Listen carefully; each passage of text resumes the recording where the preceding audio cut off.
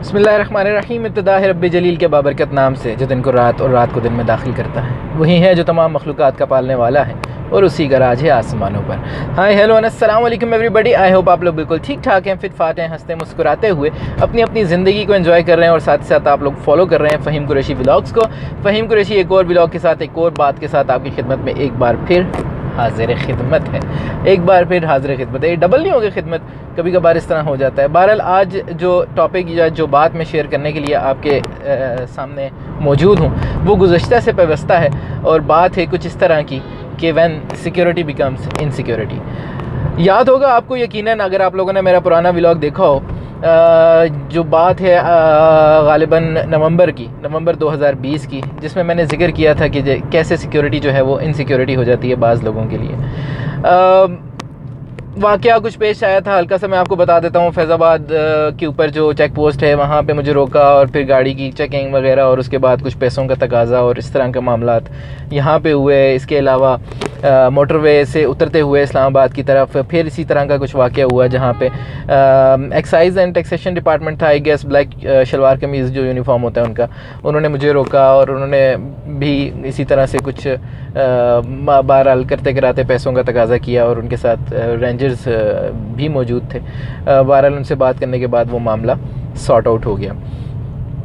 तो अभी रिसेंटली आप लोगों ने ये वाक़या ज़रूर इसको फॉलो किया होगा, ये हादसा जो पेश आया इस्लामाबाद के अंदर, उसामा सत्ती के हवाले से मैं बात कर रहा हूँ कि बहुत सारे लोगों ने मुख्तलिफ़ किस्म का अपना फ़ीडबैक दिया, अपनी राय का इजहार किया और कुछ अच्छे या पॉजिटिव कमेंट्स कह लें, कुछ इस तरह की बातें भी थीं जो कि काफ़ी दिल को दुखा देने वाली बातें थीं, ख़ास तौर पे उस फैमिली के लिए, उस ख़ानदान के लिए जिसने ये हादसा फेस किया।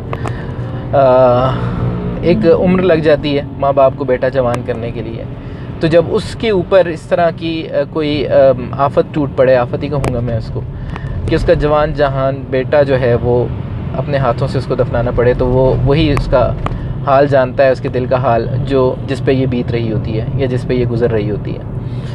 तो क्या अब जहन में आता है, मुख्तलिफ़ लोगों के जहनों में मुख्तलिफ़ बातें आती हैं कि उसको रुकना चाहिए था, उसामा को उस टाइम इस तरह का डिसीजन नहीं लेना चाहिए था, क्यों उसने इस तरह का डिसीजन लिया। कुछ लोगों ने कहा कि बस कुछ लोग ऐसे होते हैं जो कि लिफ्ट नहीं कराते, सिक्योरिटी प्रोटोकॉल्स को फॉलो नहीं करते। हम लोग फ़ॉलो करते हैं सिक्योरिटी प्रोटोकॉल्स को, हम लोग लिफ्ट कराते हैं। हमारा दिल चाहता है कि अगर सिक्योरिटी एहलकार हमारी भलाई के लिए खड़े हुए हैं तो हम उनके बताए हुए जो भी प्रोटोकॉल्स हैं उनको फॉलो करें।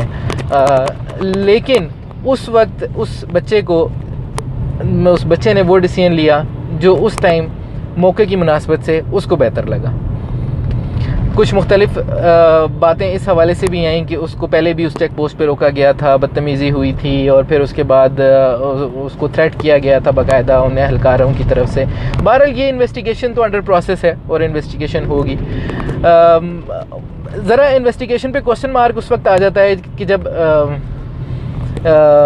दूध की रखवाली के लिए बिल्ली को मामूर कर दिया जाए या अपने ही डिपार्टमेंट की इन्वेस्टिगेशन के लिए उसी डिपार्टमेंट को कह दिया जाए, तो उसमें थोड़ा सा डाउट रहता है। अगर मतलब मामला इस तरह का हो तो यकीनन थर्ड पार्टी के थ्रू ही इन्वेस्टिगेशन करवानी चाहिए।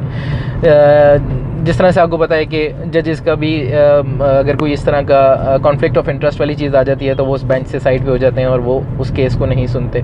इंटरव्यू पैनल में अगर आप जाते हैं इंटरव्यू देने के लिए कहीं पे, तो उसमें अगर कॉन्फ्लिक्ट ऑफ इंटरेस्ट आ जाता है तो वो मेंबर जो है वो इंटरव्यू पैनल में शामिल नहीं होता, वो अपनी रिप्लेसमेंट के लिए रिक्वेस्ट कर देता है। तो ये तो है आइडियल सिनारियोज़। वाक़या क्यों पेश आया उसकी तरफ वापस आते हैं। वाक़या पेश आया डर की वजह से। मैं कहता हूँ ना, मैंने लास्ट उसमें भी कहा था कि गेम्स जो है जो सारा खेल है वो डर का है। अगर आपने दूसरे बंदे को डरा दिया तो आप जीत गए। जी हाँ, जिस तरह हाईवे पे चलते हुए एक आम सवारियों वाली वैगन आपको डरा के आपसे रास्ता ले लेती है, आपको थ्रेट करके, बाकायदा थ्रेट करके कि ज़बरदस्ती आपकी लेन में घुसते हैं और आपको ये बावर करवाते हैं कि अगर तुम आगे आए तो मेरी गाड़ी से तुम्हारी गाड़ी को नुकसान पहुंच जाएगा, मेरी सवारी से तुम्हारी सवारी को नुकसान पहुंच जाएगा। वैगन की एग्जांपल मेरे जहन में अचानक से आ गई, इसलिए मैंने वैगन को कोट कर दिया। कोई भी सवारी हो सकती है, चाहे वो बाइक वाला है, चाहे वो चिंची वाला है, चाहे वो रिक्शे वाला है, चाहे वो रेडी वाला है, चाहे वो गधा गाड़ी वाला है। हर कोई आपसे आपका रास्ता छीनने के लिए आपको थ्रेट करता है, आपको डराता है। तो अब होता क्या है, अब मैं जब भी गुजरता हूँ उस चेक पोस्ट से मुझे डर लगता है, मुझे ज़ाती तौर पे डर लगता है उस चेक पोस्ट से गुजरते हुए कि कहीं मुझे दोबारा ना रोक लिया जाए, मेरा वक्त ना ज़ाया कर दिया जाए, मुझे इस चीज़ से डर लगता है। कहीं मुझसे पैसों का तकाजा ना किया जाए, मुझे इस चीज़ से डर लगता है। कहीं मुझे मुख्तलिफ केसेस का हवाला ना दिया जाए, मुझे इस चीज़ से डर लगता है। जैसे मुझे एक्साइज एंड टैक्सेशन डिपार्टमेंट वालों ने गाड़ी बंद करने का थ्रेट किया, मुझे लॉकअप में डालने का थ्रेट किया विदाउट एनी रीज़न, तो मुझे डर लगता है। इसी तरह क्या पता उसको, उसामा को, उसे भी डर लगा हो कि यार अगर मैं रुकूंगा रात के इस पिछले पहर तो पता नहीं मुझसे ये किस चीज़ का तकाजा करें, मुझे मारें, मुझसे पैसों का तकाजा करें या मुझे और किसी तरीके से थ्रेट करें, तो बेहतर ये है कि मैं इनको बाईपास कर जाता हूँ। उसको उस वक्त वो मुनासिब लगा, लेकिन क्या सिक्योरिटी एहलकारों के लिए ये मुनासिब था कि वो एक ओपन फायर खोल देते उसके ऊपर?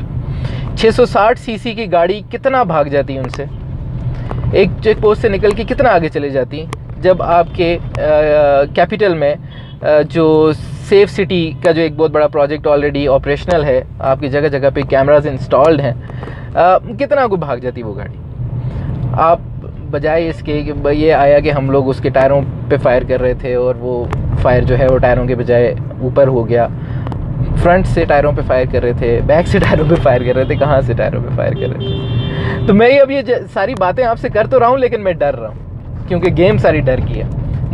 मुझे डर है कि मेरी किसी बात से किसी आला हुकाम को तकलीफ़ ना पहुँच जाए और वो उल्टा मेरे लिए कोई मुसीबत ना खड़ी हो जाए। तो गेम सारी डर की है बॉस। ये डर जब तक है तब तक आपकी जीत है। जिस दिन ये डर ख़त्म हो गया एक आम आदमी में से, तो उस वक्त हालात थोड़े से मुश्किल हो जाएंगे। तो बस ये बात आप लोगों से शेयर करनी थी। उम्मीद है आप लोग तमाम लोग बिल्कुल ठीक ठाक हैं, फिट फाट हैं, और इसके हवाले से ये बात आप लोगों के साथ शेयर करनी थी। उम्मीद है आप लोग सारे के सारे बिल्कुल ठीक ठाक होंगे, फिट फाट होंगे, और इसके हवाले से मज़ीद भी बातें होती रहेंगी। क्या डिसीजन आता है या नहीं आता, इस तरह के केसेस चलते रहते हैं और उसके बाद उसका कोई नतीजा नहीं निकलता।